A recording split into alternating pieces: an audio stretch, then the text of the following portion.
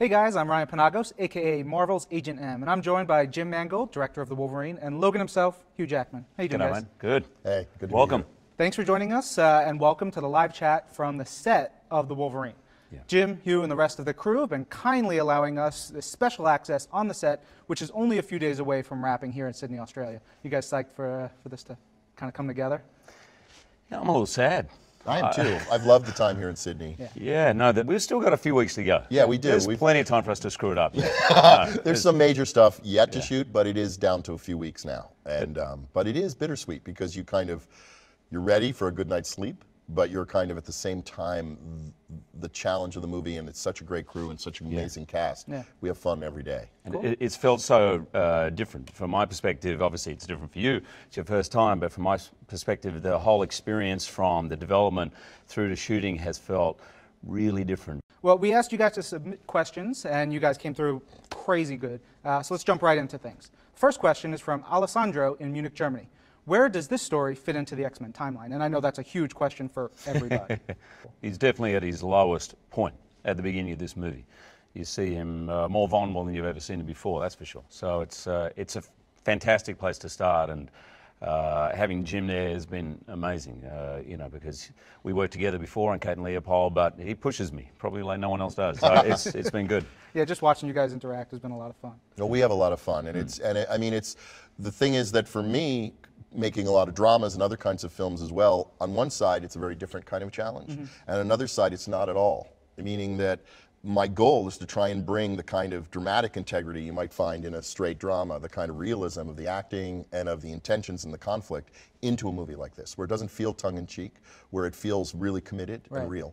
Diego from Mexico City has a question. He says, how long have you guys been filming and where have you filmed? Japan for this film becomes like a kind of Oz that Logan travels to, like in The Wizard of Oz. It's kind of this fever dream of all the things kind of, and it was in the original, you know, Miller Claremont comic, was just this kind of all these aspects of Japanese culture that are there, from Yakuza to mobsters to samurai to ninja, and it's all there. And so we're kind of trying to construct a kind of very realistically acted, and in some ways realistically looking, but also what I always say to our production designer is kind of a fever dream, like a kind of, I also think it should be heightened in some way, or feel like it's more, like the volume knob has been turned up visually in a way. Cool. This family dynasty that he walks in upon, really, and it's just, this is one of the reasons I was so fascinated, because Logan, in his very essence, in many ways is the opposite of everything about Japanese culture.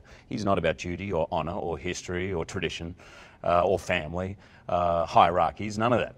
He's the opposite. So it really sets itself up in many ways. The juxtaposition is just perfect for him. So you guys touched on this a little bit, but Christopher from Michigan has a question that says, how is the level of danger established for Wolverine, considering his intense healing powers? You're always in danger with someone like Wolverine of feeling, well, he can get out of anything because he has healing ability, and, you know, unless you lop his head off, you know, really he's going to come back at you. Yeah. And actually in this movie, how do we put it? Let's say he discovers his kryptonite. There's a kryptonite kind of metaphor you could make. There's also just, what we could say to Christopher is that we're addressing that. Joe from Stuttgart has a great question. Hugh, how did you intensify your training for this particular film? Good question, Joe. I started earlier. I'm stricter.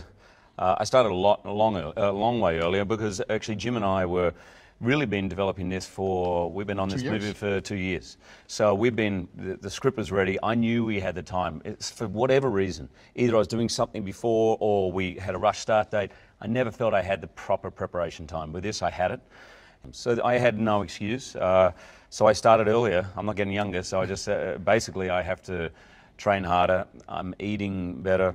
I'll tell you, I rang my mate Dwayne Johnson, and he gave me some great tips about eating.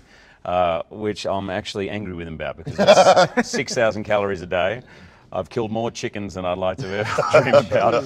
And anyway, but the goal, I'm really happy that finally I feel like physically what is on film is how I saw it in my head. And by the way, this is not a vanity thing. This is not just about looking buff. And it's important that rage inside is seen in his body. So it's not just being buff, looks like he goes to the gym. I wanted to see veins, I wanted it to be animalistic, I want it to look not pretty frightening. So Jess from Johannesburg, South Africa has a great question. What sort of enemies does Wolverine face in this film? We talked about it a little bit, but he's got ninjas and what else? All kinds of stuff? Yakuza, industrialists, politicians, women of varying degrees of who are they, what are they, can I trust them? Yeah, great answer. And very good. It's a labyrinth. I think that one of the things we're trying to do in this picture is you get an array, other mutants. I think there is an array of people he will come in contact with, both good, bad, or they're a question mark. And I think part of the energy of the film,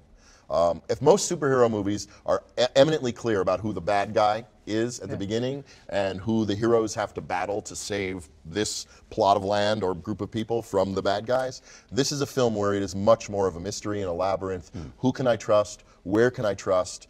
It's part of what makes it so interesting that Logan enters the story trusting no one, because he then has to kind of go through this array of people he meets in Japan and figure out good, bad, indifferent, and who he's gonna rely on. And I don't want this to sound cheesy, but really also I always think himself. For probably more than ever, we've explored this war within himself, which is so endemic to this character and why people have loved the comic book character. And in this movie, we really explore his immortality, the burden of that. And at the beginning of this movie, he's finding it tough to find a reason to live. And that essential battle really goes with him throughout the movie and is one of the really important themes, I think. Shin from Tokyo, Japan asks, if you were to sum up the movie in a couple of sentences, how would you describe it? It is awesome. I'd say Logan enters a labyrinth of mystery, adventure, violence, love, heartbreak. Shin, is it? Yeah, Shin. Go to the title. The title gives you a big clue about this movie. If you've ever liked the character of Wolverine, of Logan, this is the movie for you. It's called The Wolverine. It's not called anything else.